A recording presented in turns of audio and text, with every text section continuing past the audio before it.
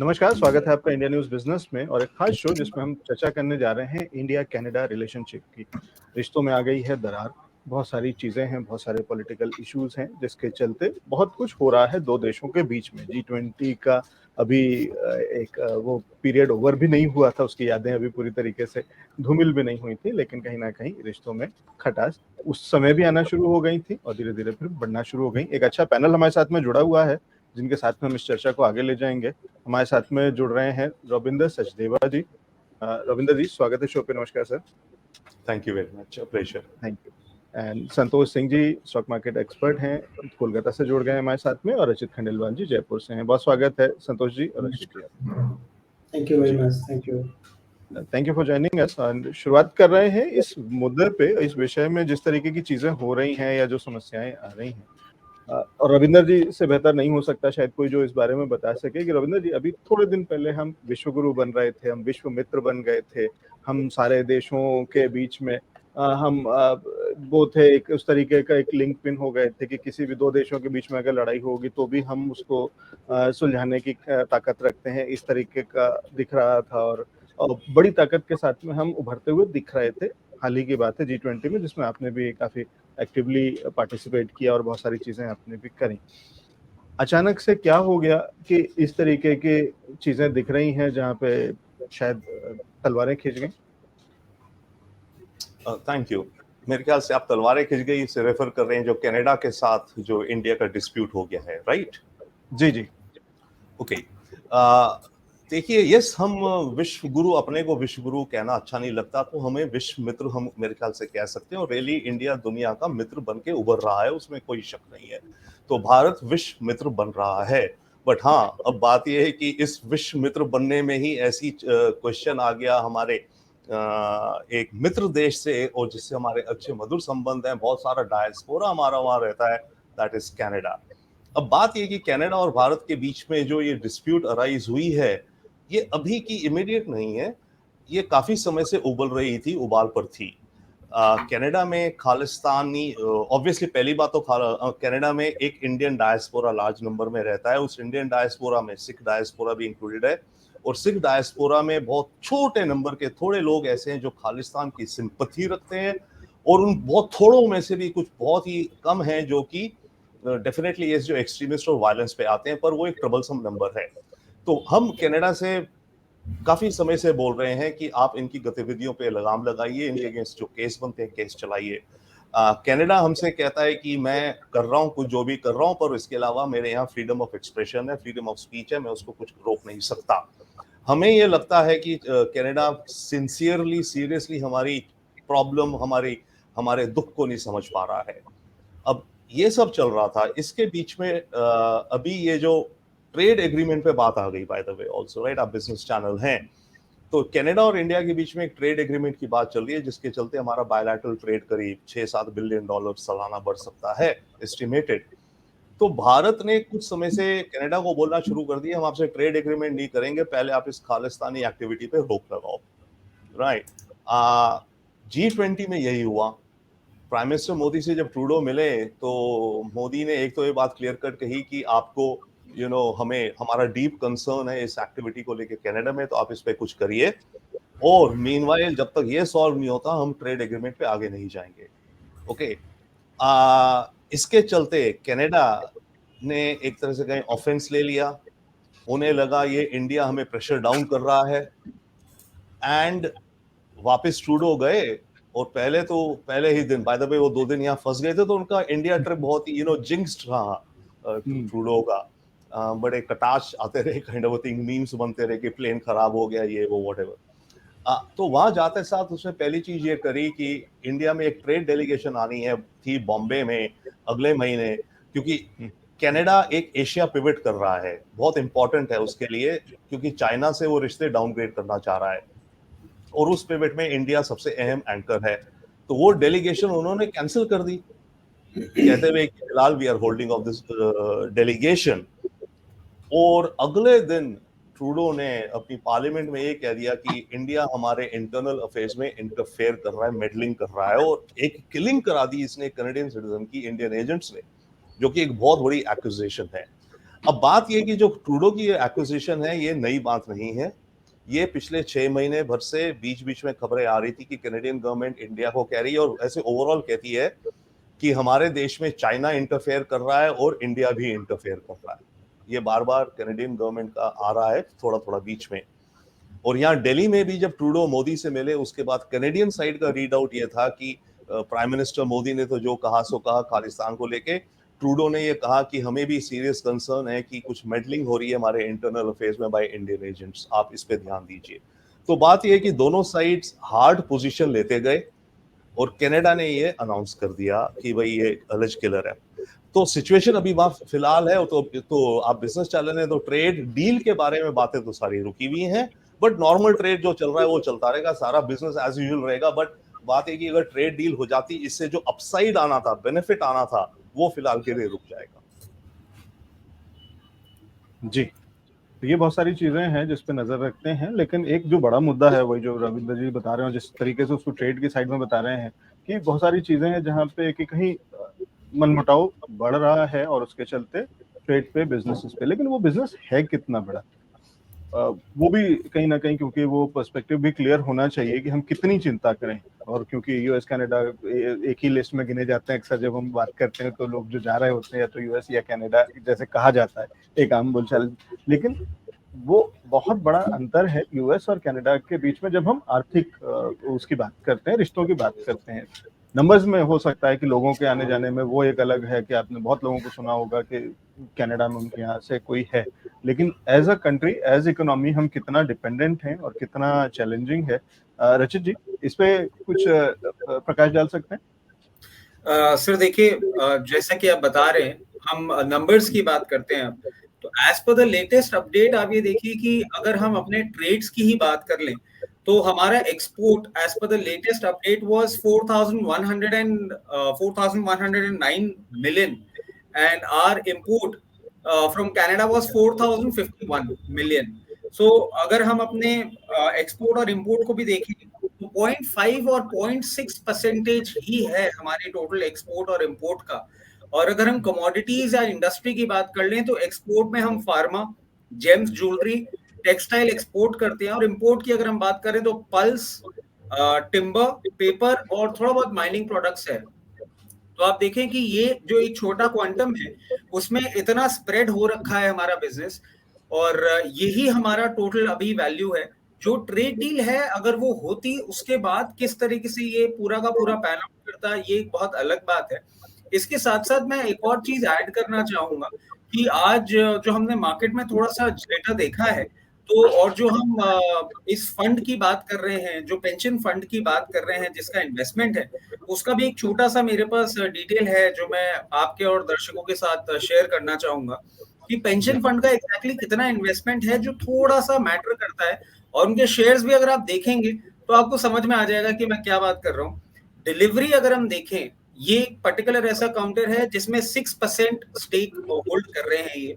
Kotak bank इसमें 2.68, और जोमैटो अगर देखें 2.42, इंडस टावर 2.18, पेटीएम 1.76 और नाइका 1.42।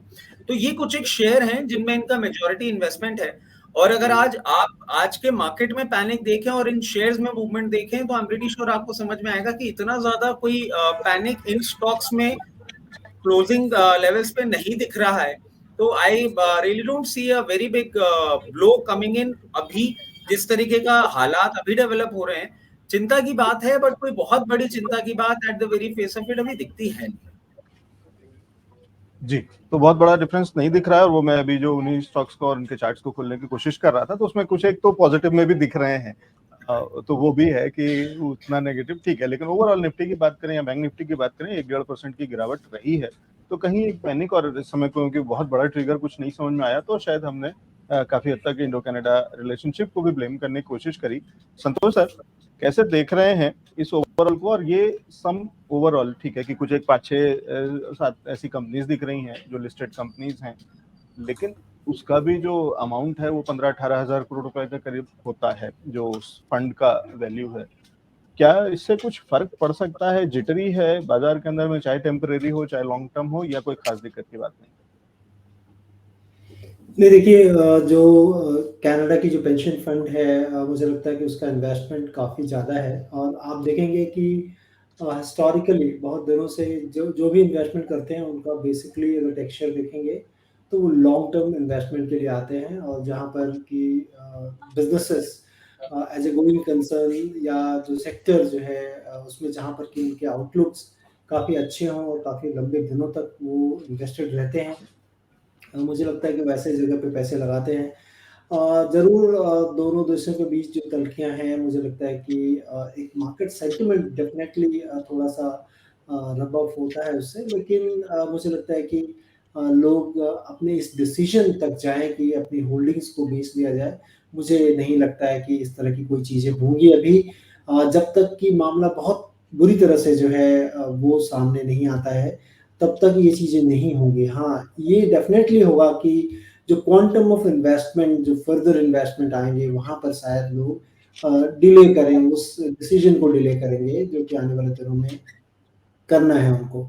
और जहाँ तक ट्रेड पार्टनर्स की बात है, इंडिया के वो कोई बहुत बड़े ट्रेड पार्टनर नहीं हैं। अगर आप देखें तो लगभग 1% से भी कम है, मुझे लगता है कि हमारे ट्रेड पार्टनर्स। हाँ, हमारा जो ह्यूमन कैपिटल डेफ़िनेटली वहाँ पर है, जैसा कि सब बता रहे हैं कि वहाँ पर बहुत सारे जो सेटलमेंट्स हैं इंडिया के, बहुत लोग वहाँ पर हैं, और उसमें से कुछ लोग ने के कारण जो है ये सारी चीज़ें हुई हैं।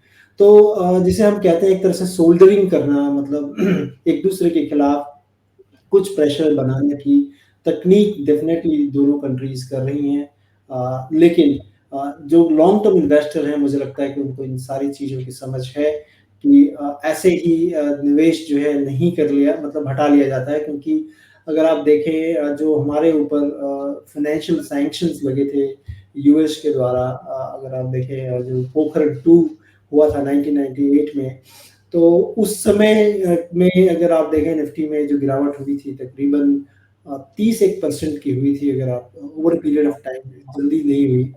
लेकिन इस बार एज़ सच कुछ सैंक्शंस नहीं है, 2 कंट्री के बीच में तल्खियाँ हैं, और वो कंट्री जहाँ से हमारा बहुत ज़्यादा ट्रेड रिलेशंस नहीं है। इन्वेस्टमेंट डेफ़िनेटली है, लेकिन मुझे लगता है कि इन्वेस्टमेंट जो भी है वो लॉन्ग टर्म इन्वेस्टमेंट्स हैं, और वहाँ के वॉरेन बफेट कहे जाने वाले जो फेयरफैक्स के मालिक हैं प्रेम वत्सा, मोदी सरकार आने के बाद उनका काफ़ी इन्वेस्टमेंट और वो काफ़ी पॉजिटिव हुए हैं इंडियन इकोनॉमी पे, और काफ़ी इंक्रीमेंटल इन्वेस्टमेंट उन्होंने किए हैं यहाँ पे। तो मुझे लगता है कि ये सारी चीज़ें अभी तक मुझे नहीं लगता कि कोई डिसीजन लेगा कि हम इन्वेस्टमेंट जो है यहाँ से हटा के ले जाएँ, क्योंकि इन्वेस्टमेंट हमेशा उन चीज़ों को देखता है कि कहाँ पे ग्रोथ ज़्यादा है।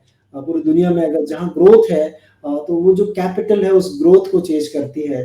जब तक कि दोनों देशों में इस तरह की चीज़ें ना हो जाएँ कि आप कोई भी इन्वेस्टमेंट नहीं ले जा सकते, आ सकते, और वो मुझे लगता है कि एक एक्सट्रीम सिचुएशन होगी, और तब तक तो ये, चूँकि मार्केट भी इन दिनों काफ़ी बढ़ गया था एलेक्स जी, अगर आप देखें यूएस की बात कर लें, आप डाउ जोन्स में देखें तो तकरीबन 1000 पॉइंट का करेक्शन लास्ट के 15-20 दिनों में हुआ है, जो कि हमारे यहाँ नहीं है। तो ये सारी चीज़ें एक कल्मिनेशन है, और एक सेंटिमेंटल जो है थोड़ा-सा रब ऑफ देखने को मिल रहा है मार्केट में। जी। तो जो संतोष जी कह रहे हैं कि इन्वेस्टमेंट जो है वो इमोशन नहीं देखता है, तो इसलिए उससे कुछ खास दिक्कत की बात नहीं। वो इन्वेस्टमेंट जो है वो बेनिफिट देखता है, प्रॉफिट देखता है, और प्रॉफिट कहीं न कहीं अभी भी बाज़ार अगर देखता है तो इंडिया में देखता है, क्योंकि ग्रोथ यहाँ पे है, तेज़ी यहाँ पे है। लेकिन यही चीज़ रविंदर जी आपके पास ले जाना चाह रहा हूँ, और ये तो हमने इस पूरे डिस्कशन में अभी तक जितनी बातचीत हुई समझ लिया कि ट्रेड पार्टनर हमारे लिए बहुत बड़ा नहीं है कनाडा। तो पैसे के लिहाज से, इन्वेस्टमेंट के लिहाज से शायद हमें उतनी चिंता करने की ज़रूरत नहीं है। लेकिन ह्यूमन रिसोर्स का क्या, जो कि संतोष जी ने भी मेंशन किया था, तो उस पे अगर कुछ आंकड़े मैं बताऊं, जो कि आप बेहतर तरीके से जानते हैं, तो सबसे बड़ा जो कम्युनिटी है वहाँ पे कनाडा के अंदर में, वो इंडियन कम्युनिटी। पिछले ही 1 साल के अंदर में जो पीआर जो वीजाज बैठे हैं, उसमें से करीब 1/4 से ज्यादा तो इंडियंस को मिले हैं। तो वो एक बड़ी गिनती है, मतलब करीब 1.25 लाख के आसपास, 1,18,000 लोग पिछले 1 साल के अंदर में ही वहाँ पे गए हैं, क्या नाम है आपके कनाडा के अंदर में। तो वो एक चैलेंज है। उसके अलावा जो स्टूडेंट्स हैं, वो बहुत बड़ी बड़ी भीड़ है, बड़ी गिनती है, जो कि स्टूडेंट्स जो कि कनाडा के अंदर में इंडियन स्टूडेंट्स हैं, वो काम कर रहे हैं, तो वो बड़ी गिनती है, और रेमिटेंस जो आ रहा है। तो ये 2 चीज़ें हुई कि यानी कि जो लोग वहाँ पे हैं, काम कर रहे हैं और वहाँ से जो पैसा आ रहा है, जो कि हम कहते हैं कि वहाँ बहुत लोग इंडियन हैं जो कि स्टोर्स को चला रहे हैं या ट्रांसपोर्ट को चला रहे हैं, बहुत सारी चीजें हैं, तो उसको और उनके इमोशनल फैक्टर को कैसे देखते हैं रविंदर जी? और इसको मैं उससे भी कनेक्ट करना चाहूंगा क्योंकि आपने एक मैट्रिक्स भी तैयार किया हुआ है जो कि G20 के समय में आपने वो मॉडल दिखाया था, तो ये तो कहीं ह्यूमन को जोड़ते हुए, तो जहाँ बीच में कनेक्ट जो था वो इकोनॉमी थी, लेकिन अल्टीमेटली तो देश जो है वो लोगों से बनता है। कैसे देखते हैं इस पूरे मैकेनिज्म को और इस पूरे इक्वेशन को? Thank you so much Lovejeet ji. Yes sure, मैं मॉडल अभी वो दिखाते हैं। Definitely yes. देखिए अगर आप बिजनेस या स्टॉक मार्केट के हिसाब से देखें तो मेरे विचार से शॉर्ट टर्म में आपको कोई फर्क नहीं पड़ने वाला, मार्केट्स और व्हाटएवर को। बट हाँ, शॉर्ट टर्म में ये होगा कि जो जो अप किक आता कि भाई हाँ Canada India trade deal on its way और इस साल के एंड तक हो जाएगी, राइट, उसका जो फायदा आता वो नहीं आएगा, but otherwise business as usual will continue. इसमें आपको जो लॉन्ग टर्म है, यस, उसमें इम्पैक्ट पड़ेगा, शायद पड़ सकता है, क्योंकि ट्रूडो की सिचुएशन, पोजीशन कनाडा की और भारत की अगर यही रही तो अगले 2 साल तक शायद कनाडा इंडिया के रिश्तों में कुछ जंप अप नहीं आएगा। ये आईसी रहेंगे एक तरह से सरकार लेवल पे, तो उसका इम्पैक्ट ये आएगा कि new investments by pension funds. Yes, see private capital is venture investor and they understand, right, but जो पेंशन फंड्स हैं they are driven more by their national government policies and political risk management के angle से, right. तो इनके जो pension funds हैं, teachers union funds हैं, जो कि आई थिंक ओवर 60 बिलियन है, मे बी, और our experts would know, which is a good number, वो चले हैं अभी, बट उनका फ्यूचर इन्वेस्टमेंट अभी स्लो हो सकता है। Okay, that's there.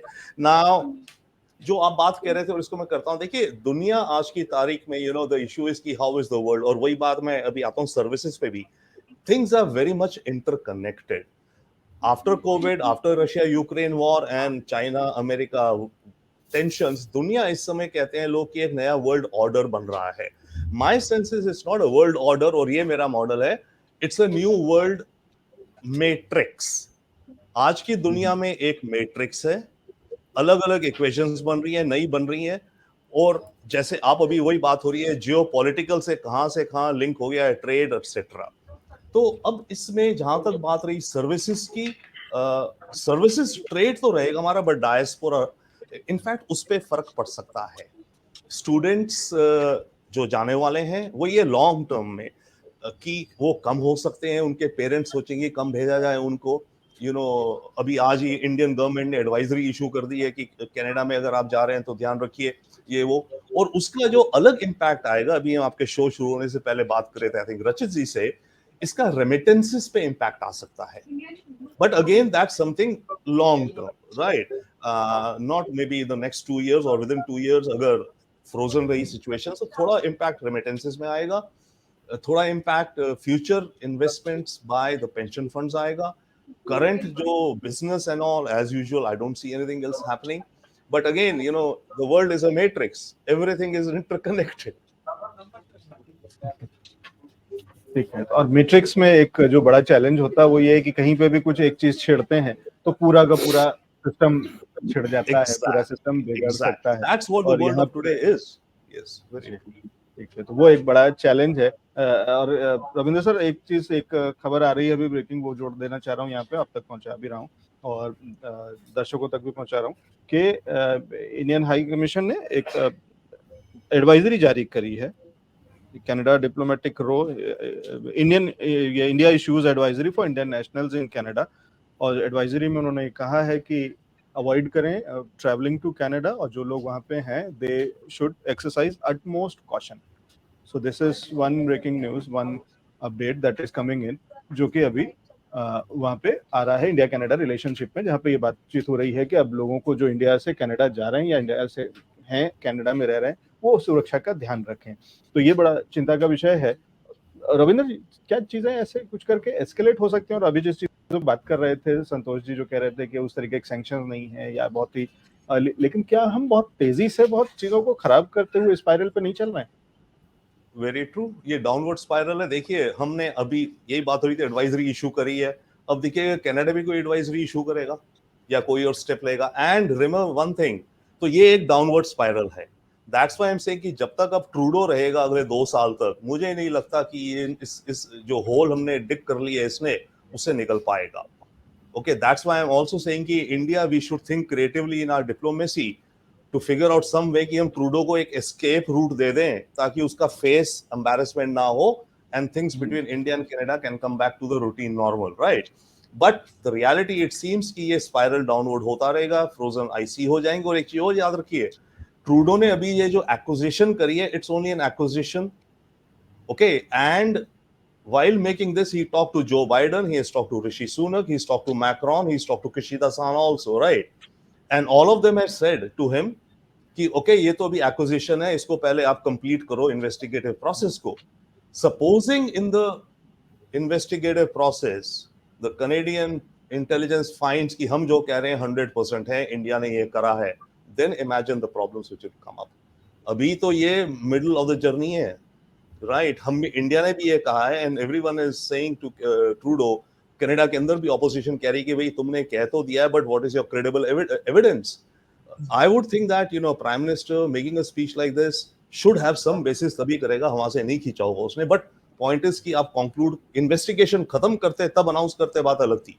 अभी इसने मिडवे करा है, तो अब इसकी जो इन्वेस्टिगेशन का रिजल्ट आएगा, आना ही चाहिए ना 2 हफ्ते में, 1 महीने में रिव्यू से, तो things will depend upon that also, but it is a downward spiral and इसका impact कुछ business wise भी पड़ सकता है little bit, you know, I don't know, हमारे Infosys, Wipro वगैरह के वहाँ पे professionals काम करते हैं, धीरे-धीरे उस पे कुछ फर्क पड़े, क्योंकि you know whatever it be, these things direct impact नहीं होता, but sentiments, emotion। बहुत सारे कैनेडियन ब्रांड्स भी हैं जो इंडिया में काम करते हैं। इनफैक्ट दिल्ली में जो हम दिल्ली मेट्रो जो सबसे ज्यादा जो जिन गाड़ियों का इस्तेमाल होता है, जो कोचेस का, वो बॉम्बार्डियर, वो मेरे ख्याल से कैनेडियन कंपनी है। उस तरीके से बहुत सारे चैलेंजेस।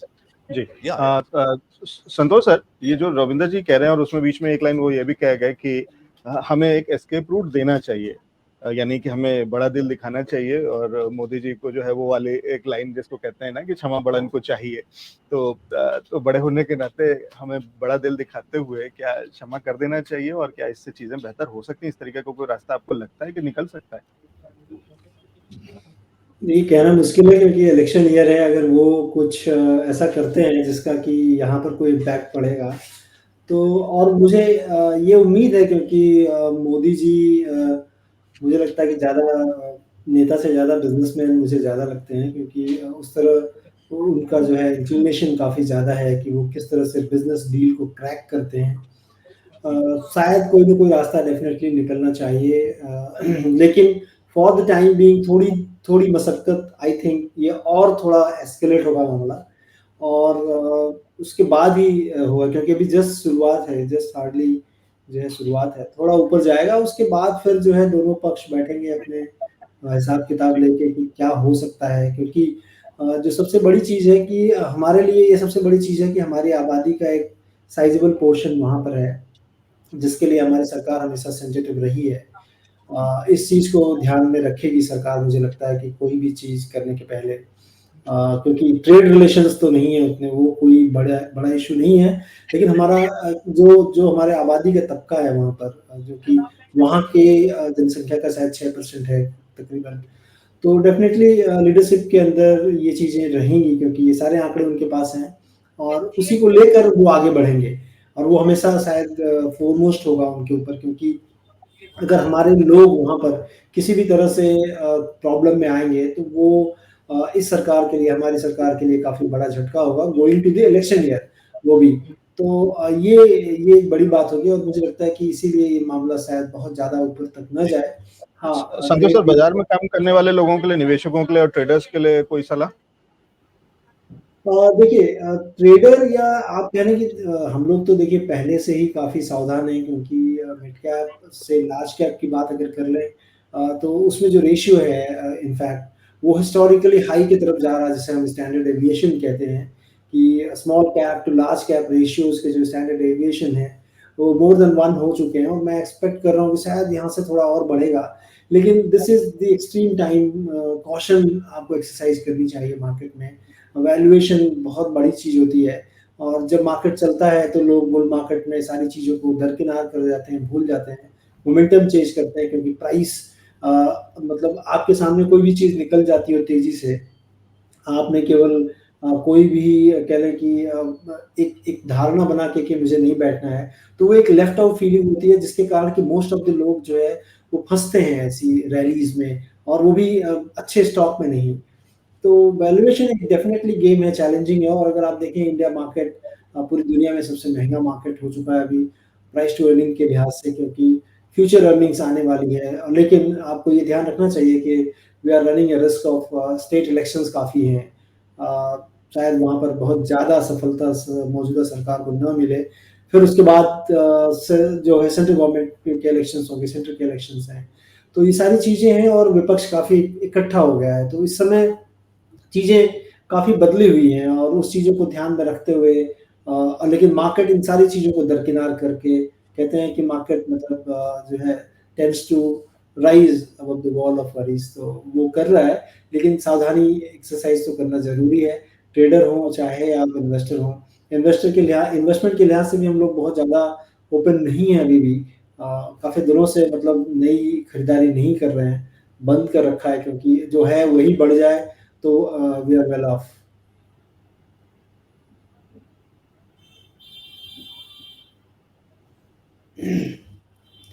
एलेक्स जी आप म्यूट हैं शायद।